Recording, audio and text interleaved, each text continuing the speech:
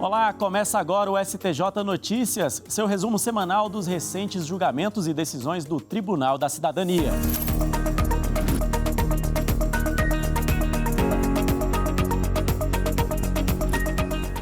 Nesta edição você vai ver mantida a prisão preventiva de homem acusado de vazar dados do INSS. Veja também, expulsão de país estrangeiro não impede homologação de sentença penal no Brasil. E ainda, você conhece o golpe do falso motoboy? Confira na reportagem especial dicas para não cair na armadilha. Eu sou Jaffer Araújo e o STJ Notícias está no ar.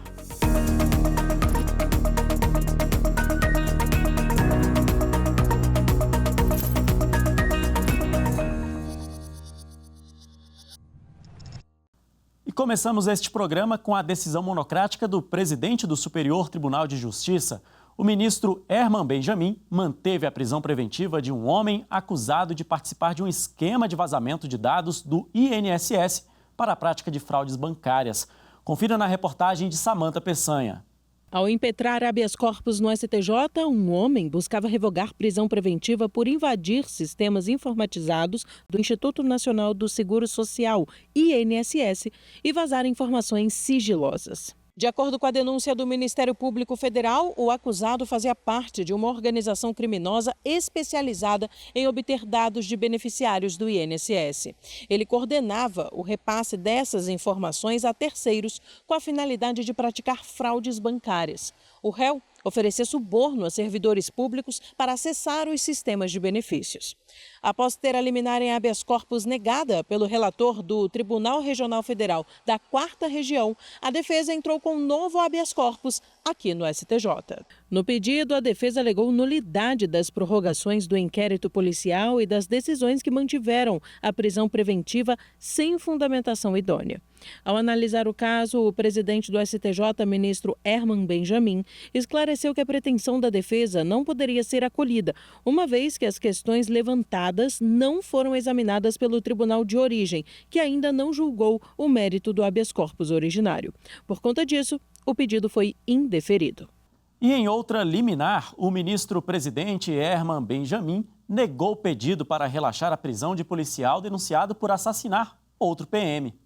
O ministro-presidente do STJ, Herman Benjamin, negou habeas corpus que pedia o relaxamento de prisão cautelar de um policial militar denunciado por suposta participação no assassinato de outro membro da corporação no Rio de Janeiro. O policial foi condenado pelo Tribunal do Júri a 20 anos de reclusão em regime fechado, mas o Tribunal de Justiça do Rio de Janeiro anulou o julgamento devido à quebra de incomunicabilidade das testemunhas, embora tenha mantido o acusado preso. No habeas corpus impetrado no STJ, a defesa argumentou que o réu era submetido a constrangimento ilegal, porque aguardava um novo julgamento em prisão cautelar, enquanto outros corréus, no mesmo caso, aguardavam o andamento do processo em liberdade. Entretanto, o ministro Herman Benjamin ressaltou que o STJ não poderia apreciar a questão no momento, porque o mérito do habeas corpus originário ainda não foi analisado pelo Tribunal de Justiça do Rio de Janeiro. O ministro aplicou, por analogia, a súmula 691 do Supremo Tribunal Federal, segundo a qual não se admite habeas corpus contra ato de relator que nega liminar na origem. Advogado condenado por morte de motorista não obtém pedido para cumprir pena em cela especial. A decisão é da presidência do STJ. Após ser condenado pelo Tribunal do Júri, a defesa do réu impetrou o pedido de habeas corpus no Tribunal de Justiça do Amazonas, alegando que a custódia no Centro de Detenção Provisória de Manaus II seria ilegal, pois o local não tem sala de Estado-Maior, conforme prevê o Estatuto da Advocacia. Após não ter o pedido conhecido pelo TJ do Amazonas, a defesa do réu recorreu ao STJ, alegando que, apesar do local em que está detido ser chamado de sala de Estado-Maior, este não possui diversos itens, como janela e frigobar, assim como outros necessários para o exercício da profissão de advogado. Ao indeferir a liminar, o presidente do STJ, ministro Herman Benjamin, apontou que a jurisprudência da Corte exige o esgotamento da jurisdição na instância antecedente. Desta forma, o pedido não pode ser acolhido, pois a decisão do TJ do Amazonas foi monocrática, sem deliberação colegiada. Com isso, o homem não pode cumprir a pena em sala de Estado-Maior da OAB do Amazonas ou ter a prisão convertida em domiciliar. Em recente julgamento colegiado, a Corte Especial firmou o entendimento de que a expulsão de um brasileiro de outro país não impede a homologação de sentença para cumprimento da pena no Brasil. De acordo com o colegiado, o fato de um brasileiro ter sido expulso de um país estrangeiro não impede que, após a expulsão, a sentença penal emitida nesse mesmo país tenha efeitos no Brasil. Portanto, segundo os ministros da Corte Especial, não há relação direta entre os institutos da homologação de decisão estrangeira e da expulsão de pessoas. O entendimento foi firmado em pedido de homologação de sentença estrangeira apresentado pelo próprio réu, atualmente recolhido em penitenciária brasileira. O homem foi condenado a 5 anos de prisão na Argentina por porte ilegal de arma de fogo e outros crimes. Ele começou a cumprir a pena, mas foi expulso do país. No Brasil, ele desejava, além do pedido de homologação de sentença, que o período de 3 anos em que ficou preso em solo estrangeiro fosse descontado da pena a cumprir no Brasil. Mas o Ministério Público Federal opinou pela não homologação sob o argumento de que o réu foi expulso da Argentina e não extraditado, o que impediria a atribuição de efeitos à decisão estrangeira no Brasil. Na análise do caso, o relator na Corte Especial, ministro Humberto Martins, ponderou que não há nenhuma relação entre o Instituto de Direito Administrativo da Expulsão e a possibilidade de homologação da sentença estrangeira. O relator ainda acrescentou que um tratado estabelecido entre o Brasil e a Argentina prevê que penas impostas naquele país possam ser cumpridas aqui e que o tempo de privação de liberdade não pode ser prolongado além da pena imposta pelo tribunal do país originário. Apesar dessa possibilidade, no caso dos autos, o ministro Humberto Martins apontou que o réu não apresentou documentos suficientes para demonstrar como foi o cumprimento da pena em solo argentino. Dessa forma, o pedido de homologação foi indeferido. A reportagem que acabamos de assistir trouxe o caso de um brasileiro expulso da Argentina. Você sabia que a possibilidade de expulsão de estrangeiro também está prevista na legislação brasileira? A gente segue no assunto com a explicação de um advogado especialista em direito migratório sobre as normas para que seja expulso um estrangeiro presente em território brasileiro. Vamos conferir. A expulsão, para ela ocorrer no Brasil, ela deve ser através de uma condenação já por sentença transitada e julgada de alguns crimes previstos no Estatuto de Roma do Tribunal Penal Internacional ou por crime comum doloso previsto na nossa legislação que seja passível de pena privativa de liberdade. E ainda são considerados a gravidade do fato, a possibilidade de ressocialização desse indivíduo aqui em território nacional. Esse inquérito policial de expulsão será instaurado pela Polícia Federal, de ofício ou a pedido, determinação do Ministério da Justiça. Mas existem aí algumas limitações que impedem que o migrante seja expulso do país. Por exemplo, o mesmo ter filho brasileiro sob sua guarda ou dependência econômica, tiver cônjuge brasileiro residente no Brasil, tiver ingressado aí muito jovem no Brasil, com menos de 12 anos, e desde então viver aqui em território nacional, ou ser idoso com mais de 70 anos e ter mais de 10 anos residindo no Brasil, nesse caso, considerando a gravidade do fato também e o fundamento dessa expulsão. Na terceira turma, os ministros analisaram o caso de um segurado que ficou muito tempo sem pagar as parcelas do seguro e, mesmo assim, entrou na justiça cobrando indenização. Vamos conferir o resultado desse julgamento. Os ministros decidiram que a seguradora pode deixar de pagar a indenização ao segurado que está com as parcelas do contrato em atraso, mas precisa antes notificá-lo desse atraso, para que ele tenha a oportunidade de regularizar a situação. No processo em julgamento, foi contratado um seguro em 2016 com vigência de 5 anos. Mas o segurado pagou apenas 8 das 58 parcelas acordadas no contrato. Em 2019, ocorreu um sinistro e o segurado exigiu a indenização. Diante da negativa da seguradora, o segurado ajuizou a ação de cobrança, que foi julgada improcedente. O Tribunal de Segunda Instância, entretanto, reformou a sentença por entender que a seguradora não comprovou a prévia comunicação ao segurado a respeito do atraso no pagamento. Com isso, a seguradora recorreu ao STJ. A relatora ministra Nancy Andrighi lembrou que a súmula 616 do STJ dispõe que a indenização deve ser paga pela seguradora se ela não tiver enviado ao segurado a notificação prévia sobre o atraso das parcelas. No entanto, neste caso, o segurado, por ser pessoa jurídica, tem conhecimento técnico suficiente para lidar com suas obrigações contratuais.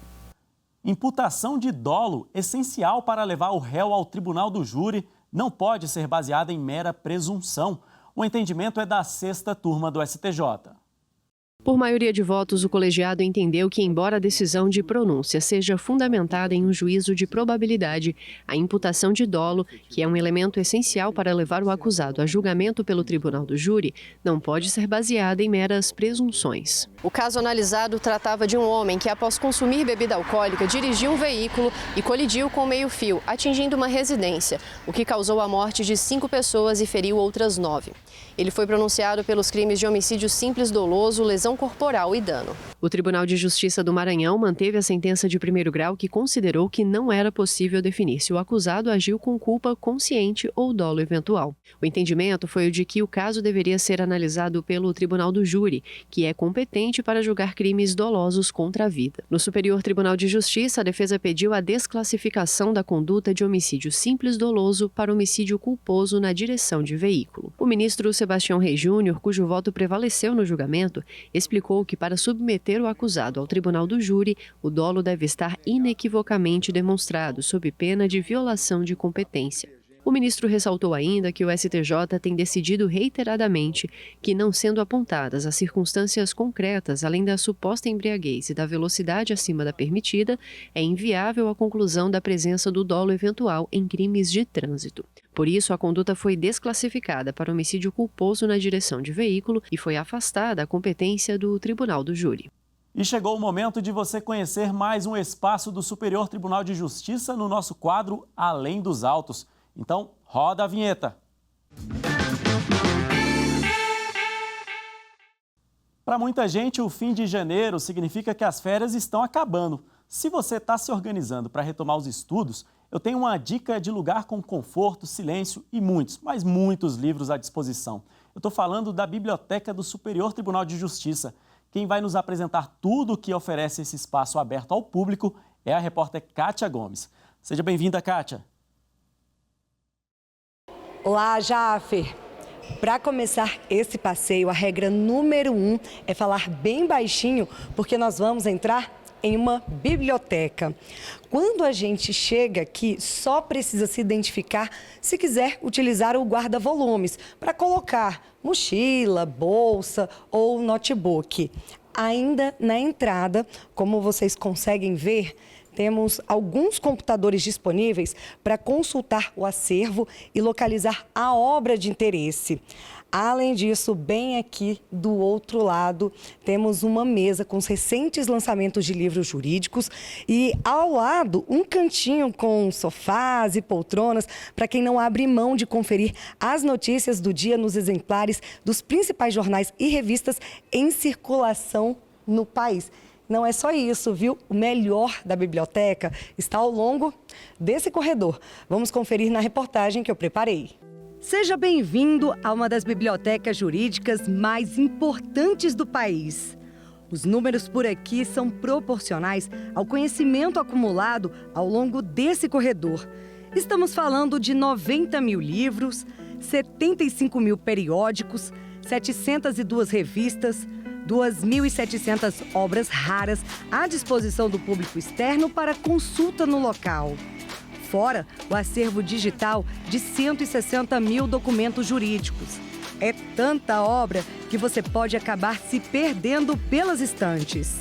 Neste outro espaço, você pode ler ou estudar.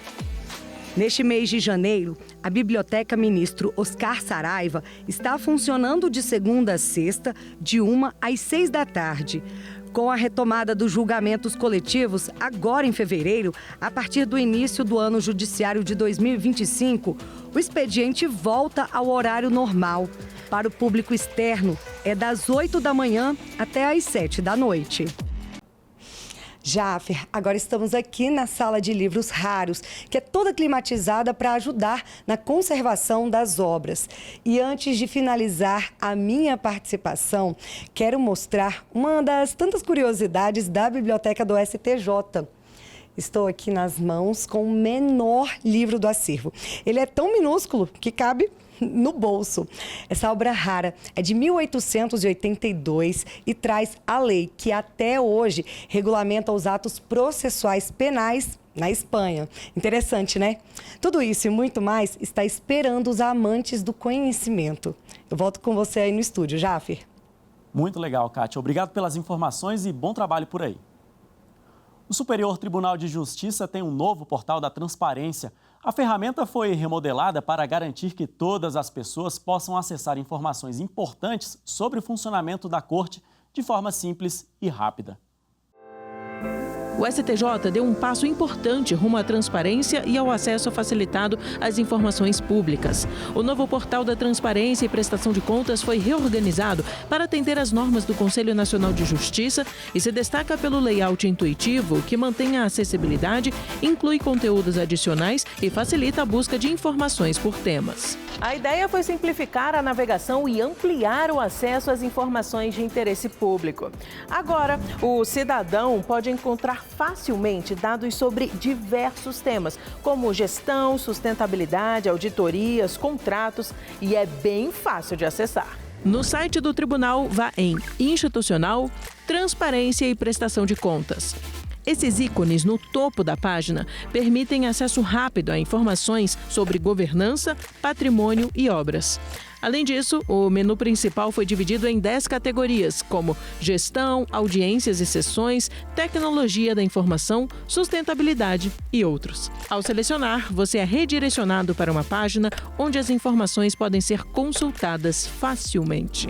E tem mais novidade. O STJ também lançou uma central de ajuda, uma página de perguntas e respostas para esclarecer dúvidas frequentes de profissionais do direito e cidadãos em geral.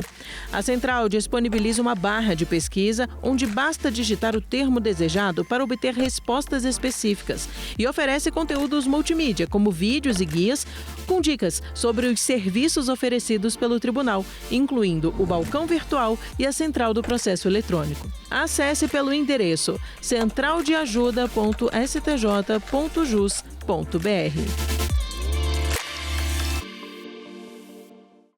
Por hora, quase 5.000 pessoas são alvo de tentativas de golpes financeiros no Brasil.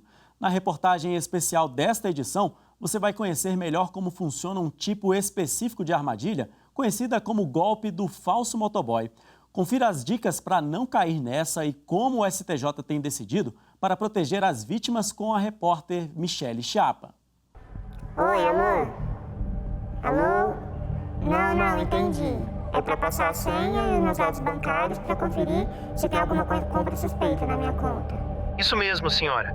Me confirma seus dados para eu dar prosseguimento. Aguarde na linha por gentileza para eu fazer a conferência, tá bom?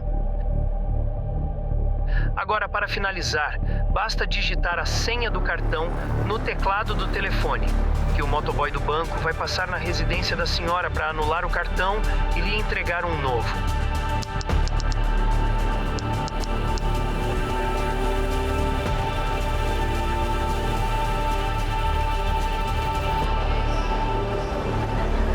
Pessoa que esteja ocupada demais ou distraída com situações do dia a dia, corre o risco de cair numa cilada como essa. Por hora, mais de 4.500 pessoas são alvo de tentativas de golpes financeiros no Brasil. Geralmente, pessoas idosas são mais vulneráveis. As fraudes bancárias representam em um ano prejuízo de mais de 25 bilhões e meio de reais à população. A Febraban, entidade que representa os bancos brasileiros, faz o alerta. Os bancos ligam sim para o cliente para falar com eles a respeito de algum assunto, mas nunca pede nenhuma informação bancária, porque o banco já tem isso dentro de casa, né? Então, se alguém ligar pedindo para você passar dados bancários, desligue, porque é golpe. O golpe do motoboy ganhou força na pandemia em 2020. Como as pessoas não podiam sair de casa, os criminosos passaram a fazer vítimas oferecendo o suposto serviço bancário. Segundo o advogado Antônio Augusto Albuquerque, quem sofre um golpe dessa natureza pode contar com o Código de Defesa do Consumidor. Ele explica que a relação entre correntistas e instituições bancárias é regulada pelas normas do CDC. Ali estampam todos os direitos e proteções e garantias fundamentais. Se não fosse o Código de Defesa do Consumidor, certamente o índice de fraude seria maior do que já é, e o Poder Judiciário tem se lastreado sempre no Código de Defesa do Consumidor para poder, sim, assegurar todos os direitos ali garantidos para os consumidores brasileiros. É no judiciário onde as vítimas que perderam valores buscam ressarcimento ou indenizações. Esse é o caso de Zenildo Costa de Araújo, de 84 anos. Uma pessoa se passando por funcionário de um banco ligou para minha esposa avisando que tinha uma operação em trânsito em Campinas. Ela negou que não tinha nada disso. Então, essa pessoa, esse suposto funcionário, falou que era fraude e precisava eliminar essa situação. Ela perguntou como. Não, tem que entregar os cartões para fazer perícia no Banco Central. Eu também entreguei meus cartões para ela, que repassou ao estelionatário e mandou um motoboy em nossa casa. E o prejuízo foi de mais de R$100 mil. Zenildo lamenta o fato do banco onde é correntista não ter impedido as movimentações suspeitas. O fato importante é que o perfil não foi observado pela instituição financeira. Os bandidos, vamos chamá-los assim, eles fizeram compras em diversos locais, compras inclusive parceladas. Durante 2, 3 meses, caiu na minha conta o valor da prestação, enquanto eu estava brigando na justiça. O caso do aposentado foi julgado pela 3ª turma do Superior Tribunal de Justiça. A relatora, ministra Nancy Andrighi, verificou que houve falha na prestação de serviço pelo banco. Além desse caso, ao fazer uma busca no site do STJ sobre os julgamentos referentes ao tema golpe do motoboy, é possível verificar que a Corte proferiu 9 acórdãos até agora. Para evitar que fraudes bancárias lesem os correntistas e afetem também os bancos, a Febraban ressalta que a entidade assinou um acordo com o Ministério da Justiça contra fraudes, golpes e crimes cibernéticos. Nós estamos com grupos de trabalhos temáticos debruçados para elaborarmos uma política de prevenção a fraudes, que inclusive se chama Aliança Nacional de Prevenção a Fraudes Bancárias. Eu espero que a minha experiência sirva para outros consumidores. Eu espero que o sistema bancário consiga reagir positivamente e desenvolver mais técnicas. E espero que o judiciário continue com a sua vigilância sobre os problemas do contribuinte.